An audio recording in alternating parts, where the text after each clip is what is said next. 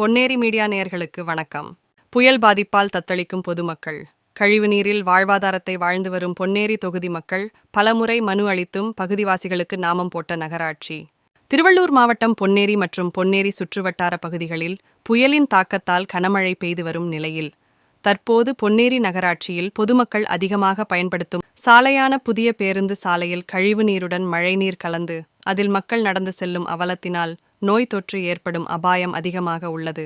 மேலும் பல பகுதிகளில் புயலின் தாக்கத்தால் மின் கம்பங்கள் மீது மரங்கள் சாய்ந்ததில் வீட்டின் மேற்கூரையில் விழுந்து சேதாரமடைந்ததில் வீட்டில் வசிக்கும் முதியோர் அவதி. மேலும் கடந்த நவம்பர் 27ஆம் தேதி பொன்னேரி நகராட்சிக்குட்பட்ட 11ஆம் வார்டில் பல வருடங்களாக கழிவுநீருடன் வசிக்கும் பொதுமக்கள் பலமுறை மனு கொடுத்தும் எந்த ஒரு நடவடிக்கையும் எடுக்கப்படவில்லை என்று குற்றச்சாட்டை முன்வைத்த நிலையில் தற்போது பொன்னேரி திருவெற்றியூர் நெடுஞ்சாலையில் திடீர் சாலை மறியலில் ஈடுபட்டதால் கனரக வாகனங்கள் ஆங்காங்கே நிறுத்தப்பட்டதால் பரபரப்பு நிலவியது.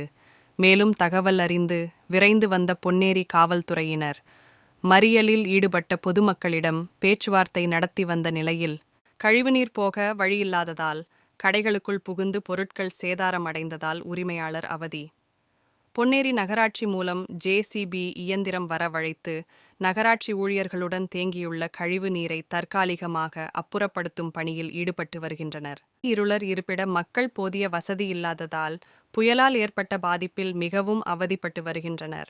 மேலும் துறை சார்ந்த அதிகாரிகள் நேரில் சென்று ஆய்வு செய்து பாதிக்கப்பட்ட மக்களுக்கு நிவாரணம் வழங்க வேண்டும் என்று அப்பகுதி மக்கள் கோரிக்கை முன்வைத்தனர்.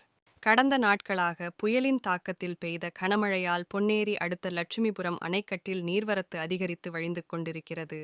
பழவேற்காடு பகுதியில் தற்போது புயல் சென்னையை நெருங்கி வருவதால் காற்றின் வேகம் அதிகரித்து கடல் மிகவும் சீற்றத்துடன் காணப்படுகிறது.